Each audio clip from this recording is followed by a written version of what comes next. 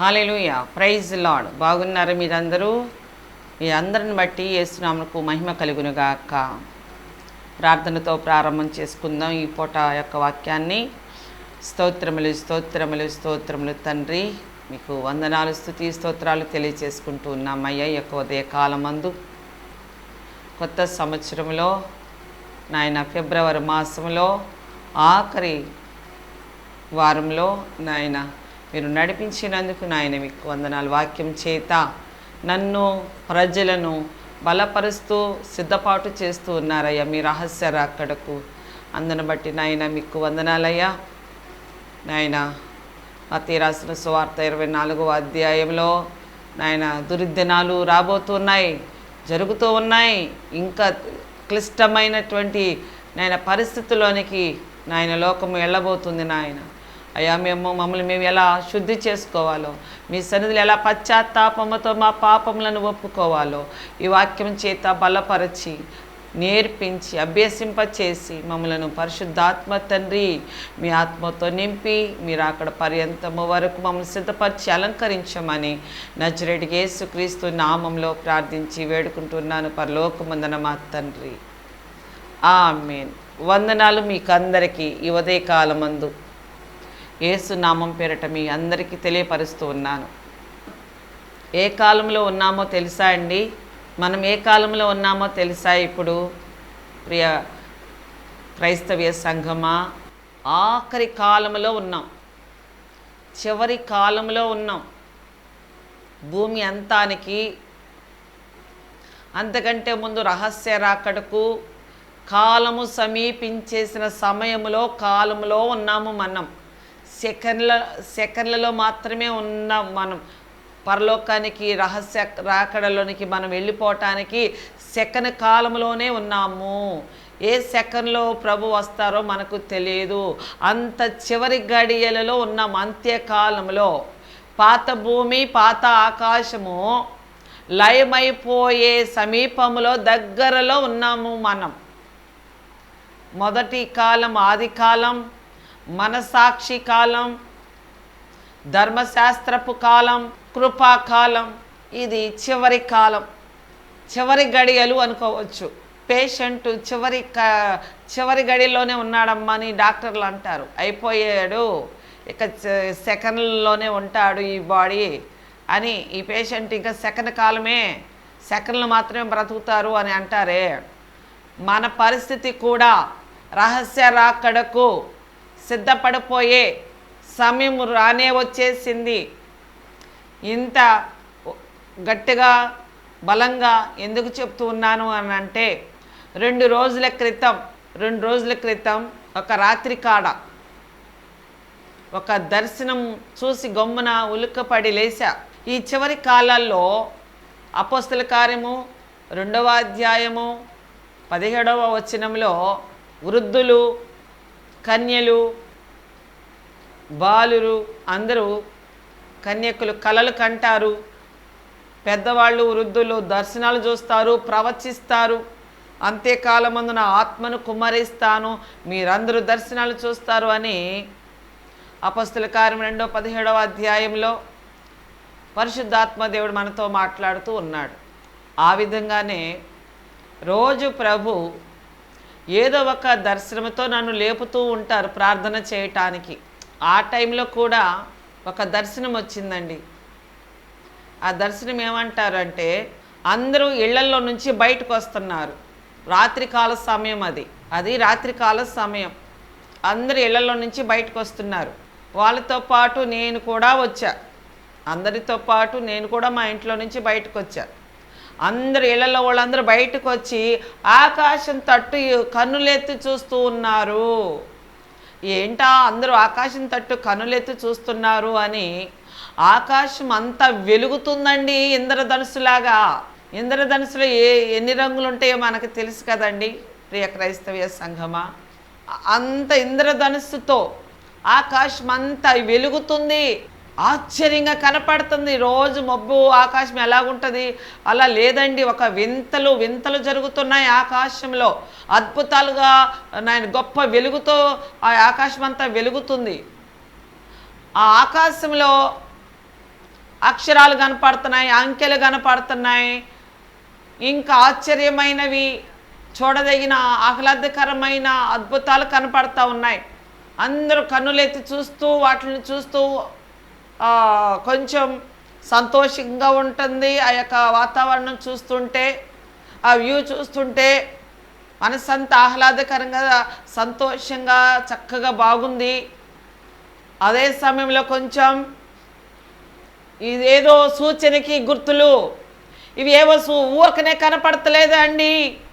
ఆకాశంలో ఆ వింతలు కనపడుతున్నాయి అంటే అది ఊరకనే కాదండి. ఆ వింత రోజు కనపడతాయండి మనకి. అసలు వింతలు కనపడుతుంది, ఆకాశం ఒక వింతగా కనపడుతుంది, ఒక ఆశ్చర్యంగా కనపడుతుంది, ఒక మిరాకిల్గా కనపడుతుందని అంటే ఊరకనే ఎందుకు కనపడుతుందండి? అలాగా ఆకాశము ఏదో జరగబోతుందని సూచన, ముందుగా కనపడుతున్నటువంటి సూచన. నేను కూడా చూస్తున్నాను ఆకాశంలో జరుగుతున్న ఆ యొక్క వింతలు, అద్భుతం, చాలా అద్భుతంగా ఉందండి ఆకాశం. అందులో నుంచి ప్రియ క్రైస్తవ సంఘమా, నేను ఒక సూచన నేను చూస్తూ ఉన్నా. అది తీక్షణంగా చూస్తుంటేనే కనపడుతుంది, మసకగా కనపడుతుంది, మబ్బులో నుంచి మసకగా కనపడుతుందండి. ఆ యొక్క గొప్ప సూచన కనపడింది. నేను అందరికీ చెయ్యెత్తి చూపిస్తూ ఉన్నాను, చూడండి అందరూ ఆ అద్భుతాన్ని చూడండి అని అందరికీ, బయటకు వచ్చిన వాళ్ళందరికీ నేను చెయ్యి చూపిస్తూ, చూపుడు వేళ్ళను చూపిస్తూ ఆ యొక్క సూచనను చూపిస్తూ ఉన్నా, చూడండి అని. యేసు నామమునకు మహిమ కలుగును గాక. కడవరి దినాలకు సూచన, 7 ఏండ్ల శ్రమలకు సూచన. ఒకే గవర్నమెంటు, ఒకే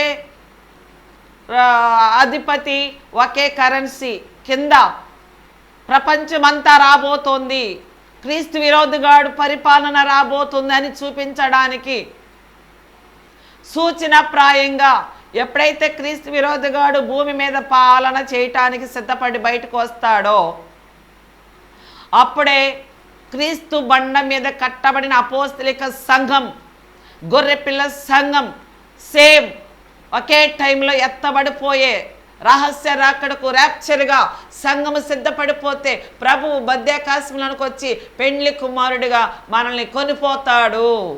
అందుకు సూచన 2 రోజుల కాలంలో నేను చూశాను. మరి ప్రియ క్రైస్తవ సంఘమా, సిద్ధపడి ఉన్నామా? ఇదే ఈరోజు మన పాఠ్యాంశము. సిద్ధపాటు, పరిష్కారము. సిద్ధపాటు, పాపపు ఒప్పుకోలు, పరిష్కారము.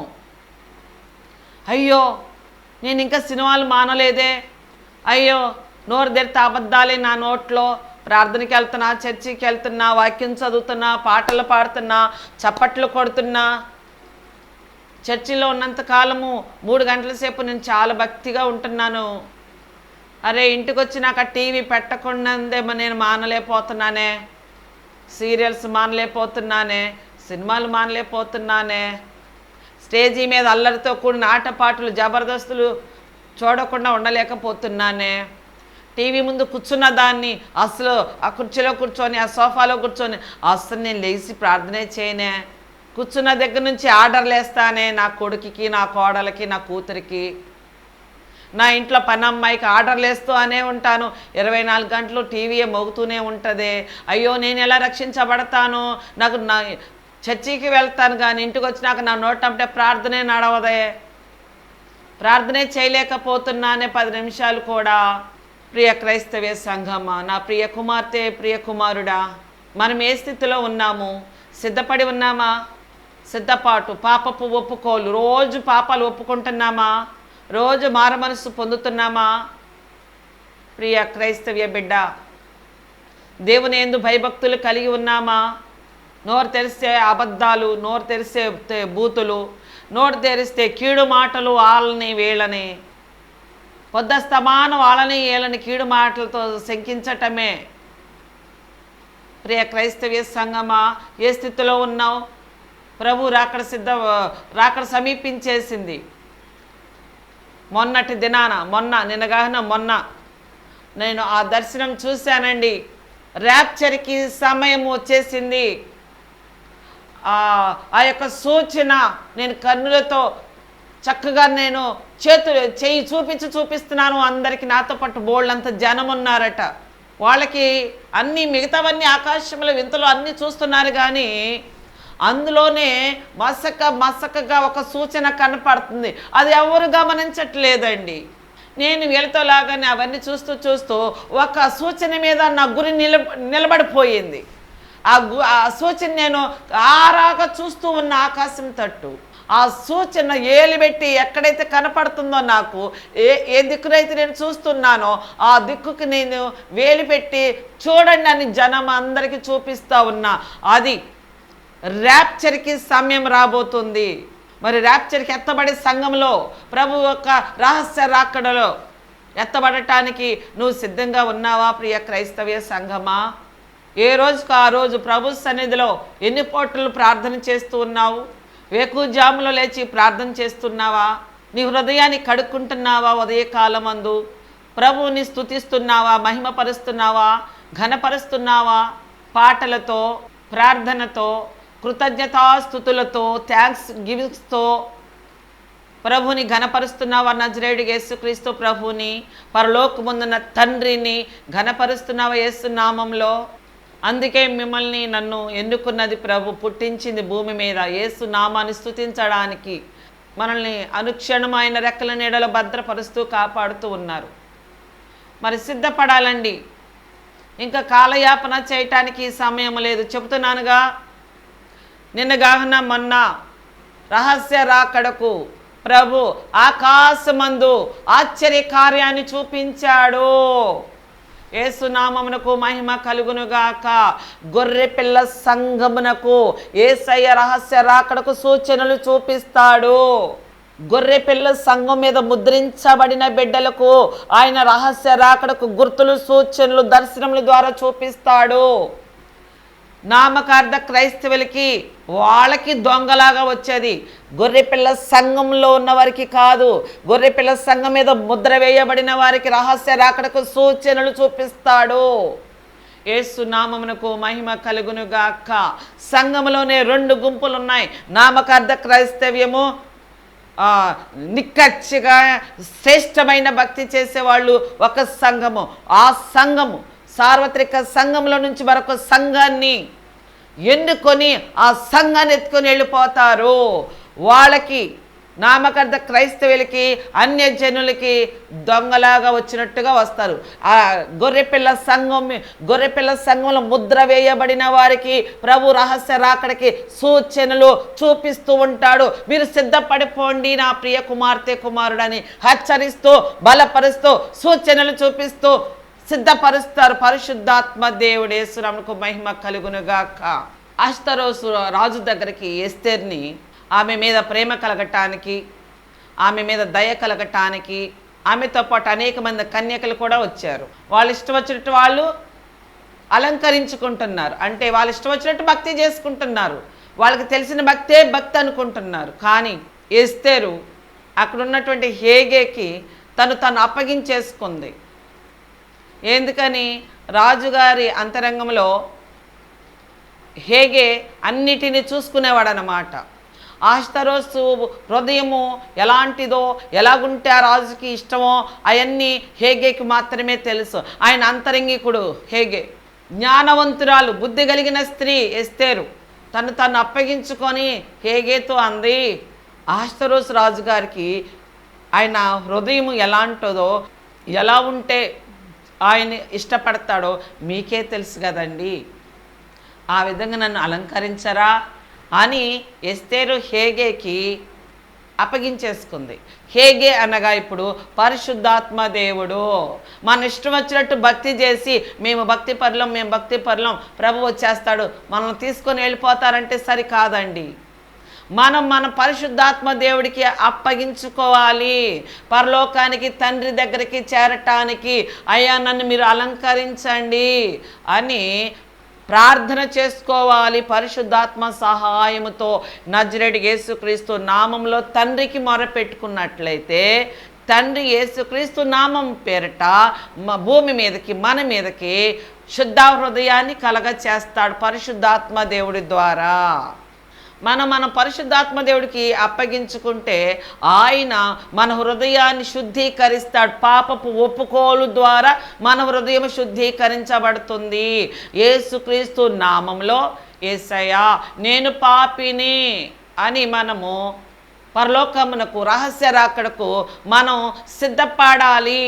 సిద్ధపడాలంటే మన పాపాలు ఒప్పుకోవాలి అంటే పరలోకానికి వెళ్ళాలంటే సిద్ధపడాలి అంటే పరిష్కార మార్గము ఏంటి? మన పాఠ్యాంశము సిద్ధపాటు పరిష్కార మార్గం ఏంటి? మన ఇంట్లో కొన్ని సమస్యలు వచ్చినప్పుడు, కొడుకుకి కోడలికి మనస్పర్ధలు వచ్చినప్పుడు, పెద్ద కొడుకుకి చిన్న కొడుకుకి ఇంటిలో ప్లేస్ చాలకపోతే మనస్పర్ధలు వచ్చినప్పుడు తల్లిదండ్రులు పరిష్కార మార్గాన్ని ఎతుకుతారు. అలాగే మనము కూడా పరలోకానికి ప్రభు రహస్య రాకడలో మనము వెళ్ళిపోవాలి. భూమి మీద ఉంటే దుర్దినాల్లో మనం ఉండకూడదు. ప్రభు మనల్ని దుర్దినములు ఉండటానికి ప్రభు రక్తము కార్చలేదండి. మనల్ని ఆ దుర్దినములో నుండి తప్పించటానికే ప్రభు భూమి మీదకి వచ్చారు. మనం యేసయ్యను నమ్ముకొని మారు మనసు పొంది రక్షణ పొందుకున్నటువంటి మనము పరిశుద్ధముగా జీవించాలి. మన సిలువను మనం ఎత్తుకొని ఇక పాపము చేయకుండా, ఇక చెడు మార్గములకి వెళ్లకుండా, చెడుతనము చేయకుండా మనము అంతకు మనమే చెడుతనాన్ని విడిచిపెట్టేయాలి. అదే పరిష్కార మార్గము. మన పాపాలను మన హృదయంతరంగంలో నుండి మన నోటిలో నుంచి ప్రభువును ఒప్పుకొని మన పాపాలు ఒప్పుకోవాలి. యేసు నామమునకు మహిమ కలుగును గాక. అప్పుడు మన మురికి గొడ్డలనే చెడ్డ స్వభావం, మలినపు స్వభావం బయటికి ప్రభు కడిగి బయటికి పారేస్తాడు. అయ్యా ఈరోజు వాక్యం చెప్పాలి, మొన్న మీరు నాకు ఈ దర్శనం చూపించారు, ఈరోజు వాక్యం చెప్పాలయ్యా అని ప్రార్థన చేసుకుంటూ తలంచుకుంటూ, ఇందాకే ఇక్కడికి రాక మునుపు ప్రార్థన చేసుకుంటూ ఉన్నప్పుడు ఒక బకెట్లో సర్పేసి మనము బట్టలు నానబెట్టడానికి, ఇడిసిన బట్టలు, మురికి బట్టలు నానబెట్టడానికి, ఆ మురుకు నాని మరలా సబ్బు రుద్ది ఉతకటానికి కొంచెం సేపు 10 నిమిషాలు నానబెడతాం కదా, అలా ప్రభు నాకు చూపించారండి. బకెట్ నిన్న నీళ్లు ఉన్నాయి, నీళ్ళలో సర్పేసి గెల కొడితే నురుగు వస్తుంది. ఆ నురుగులు మనం ఏం చేస్తాం, మనం ఇడిసిన బట్టలు తీసుకెళ్ళి ఆ బకెట్లో లోపలికల్లా కుక్కి నానబెడతాం. అలా చూపించారండి. ప్రియ క్రైస్తవ సంఘం, దానికి అర్థం ఏంటో తెలుసా? మీ పాపాలను ఒప్పుకోండి, రహస్య రాకడకు మిమ్మల్ని మీరు సిద్ధపాటు చేసుకోండి. పరిశుద్ధాత్మ దేవుణ్ణి మనం అడగాలి.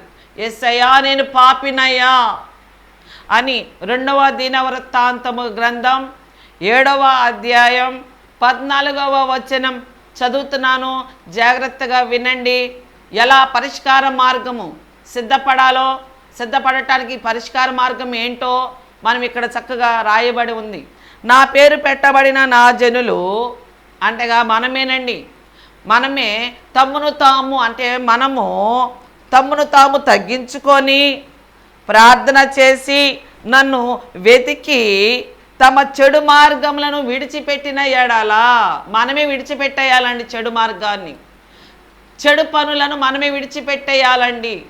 బూతులు, కీడు మాటలు, వాళ్ళని పెద్దాక తిట్టటాలు, శాపనార్థాలు పెట్టటాలు, అబద్ధాలు ఆడతాలు, వీళ్ళ మీద సాడీలు పిత్రులు చెప్పటాలు, బూతులాడతాలు, తిట్టటాలు, పోట్లాడటాలు, సిగరెట్టు, సుట్టా, బీడి, కైని, కిళ్ళి, తాగుడు, జోదం, వ్యభిచారం, జారత్వం, కాముకత్వం, ఇవన్నీ ఇవే చెడు మార్గాలు. ఇతరులని ఎలా పాడు చేయాలా, వాళ్ళ ఇళ్ళు వాళ్ళ కుటుంబాలు ఎలా పాడైపోవాలా, ఇవన్నీ విడిచిపెట్టేయాలండి. ఇవన్నీ విడిచిపెట్టకపోతే మనం పరలోకంలోనికి వెళ్ళలేము, అగ్నిగుండంలోనికి వెళతాము. అగ్నిగుండంలోనికి ఎవరము వెళ్ళకూడదు. చివరి ఆత్మ వరకు, చివరి మనిషి వరకు ప్రభు సన్నిధికి, పరలోకానికి చేరాలన్నదే ప్రభు యొక్క కోరిక, ఆశ అయి ఉన్నది, హృదయ వాంఛ అయి ఉన్నది. ప్రియ క్రైస్తవ సంఘమా, మరి నువ్వు ఎవరి గుంపులో ఉన్నావు? ఏ గుంపులో ఉన్నావు? సిద్ధపడే గుంపులో ఉన్నావా? అలాగే జీవించేద్దాంలే, అవి మనల్లా అక్కడ అవుతుందిలే అని లైట్గా తీసేసుకుంటున్నావా? చాలా భయంకరమైన దుర్దినాలు, మనం అందులోకి వెళ్ళిపోకూడదండి.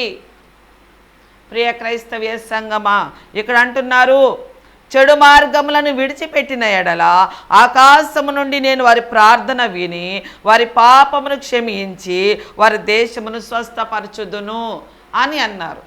అలా మన చెడుతనాన్ని విడిచిపెట్టి మనము ప్రార్థన చేసుకోవాలండి. అదే పరిష్కార మార్గం. ఆత్మతో సత్యముతో నిజముగా యేసయ్యకు మనము యేసయ్య నామములో పరలోకమందున తండ్రికి నిజముగా మొరపెట్టుకోవాలండి. ఉట్టుట్టి పై పెదవులతో ఉట్టుట్టి ప్రార్థన కాదండి, మనస్ఫూర్తిగా హృదయపూర్వకంగా ప్రార్థన విన్నపము రావాలండి. పాపాలను ఒప్పుకోవాలండి, యేసయ్యను క్షమాపణ కోరాలి మనము. అప్పుడే మనము శుద్ధ హృదయముగా తెల్లని వస్త్రములను ధరించుకునిన వారముగా, ఉతికిన బట్టలను ధరించుకునిన వారముగా మనము పరిశుద్ధులముగా మార్చబడతాము. అప్పుడే ప్రభు సన్నిధికి మనం రహస్య రాకడలో మేఘాల మీద మధ్యాకాశంలోనికి యేసయ్య వచ్చి పైకి ఎక్కి రమ్ము అని చక్కటి స్వరమే వినపడుతుంది. మనము పైకి వెళ్ళిపోతాం. అది మనకు మాత్రమే వినపడుతుంది, సిద్ధపడిన వాళ్ళకు మాత్రమే యేసయ్య స్వరము వినపడుతుంది, పైకి ఎక్కి రమ్ము అని. ప్రకటన గ్రంథంలో యోహాను గారిని అలాగే పిలిచారండి ప్రభు, నన్ను కూడా అలాగే పిలిచారండి, పైకి ఎక్కి రమ్ము అని ప్రభు నన్ను పిలవగా నా ఇరుప్రక్కల 2 దేవదూతలు వాళ్ళతో పాటు నన్ను పైకి తీసుకుని వెళ్ళారండి, పరలోకంలోనికి వెళ్ళానండి. మేఘాలను చీల్చుకుంటూ తీసుకుని వెళ్తుంటే మేఘము దారిచ్చిందండి, ప్రభు సన్నిధిలో నిలబెట్టారండి నన్ను. 24 పెద్దలు ప్రభు అయిన యేసయ్య ఉన్నారు అక్కడ సింహాసనం మీద.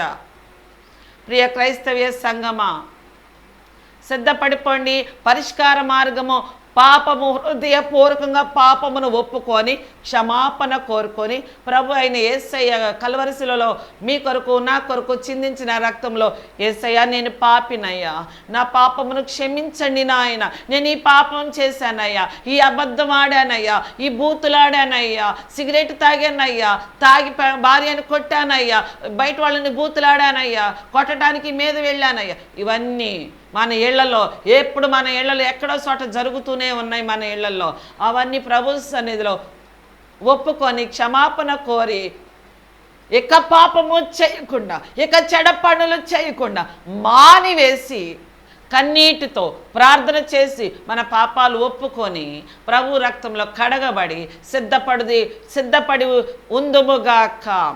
అట్లా పరిశుద్ధాత్మ దేవుడు ప్రియ క్రైస్తవ సంఘమును మిమ్మల్ని నన్ను సిద్ధపడి ఎస్తేర్ని ఏగి అలంకరించినట్లుగా, రాజు ఎదుట నిలబెట్టినట్లుగా క్రైస్తవ సంఘముగా, గొర్రెపిల్ల సంఘముగా పరిశుద్ధాత్మ దేవుడు మనల్ని ముద్రించి సిద్ధపాటు చేసి రహస్య రాకడలో మధ్యాకాశంలోనికి పెండ్లి కుమారుడిగా వచ్చిన యేసయ్యతో పాటు మనల్ని కొనిపోయి తండ్రి ఎదుట ఆ యొక్క పెళ్లి వివాహ మహోత్సవంలోనికి మనల్ని అందరినీ పరిశుద్ధాత్మ దేవుడు సిద్ధపాటు చేసి యేసయ్య వచ్చి మనల్ని తీసుకొని వెళ్ళిపోవునుగాక.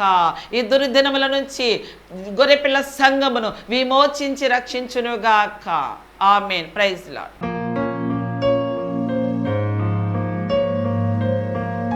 స్తోత్రములు నాయన. పరిశుద్ధుడా, ప్రేమ స్వరూపుడు అయిన నా తండ్రి, అయా సంఘమును నాయన అయా సిద్ధపాటు చేయటానికి పరిష్కార మార్గం నాయన, అయా పాపాలను పశ్చాత్తాపముతో నాయన పాపాలను ఒప్పుకొని క్షమాపణ కోరుకొని ఇక పాపము చేయకుండా పరిశుద్ధమైన నిర్మలమైన ప్రేమతో కూడిన జీవితం, పరిశుద్ధమైన జీవితం, నిన్ను వలె నీ పొరుగు వారిని ప్రేమించుచు యేసయ్య మిమ్మల్ని స్తుతించుచు ఘనపరుస్తూ నాయన మా జీవితాలను అవి సరి చేసుకుని సిద్ధపాటు అవటానికి పరిశుద్ధాత్మతని మీ ఆత్మతో నింపి నడిపించమని నజరేయుడైన యేసుక్రీస్తు నామములో ప్రార్థించి వేడుకుంటున్నాను పరలోకమందున మా తండ్రి.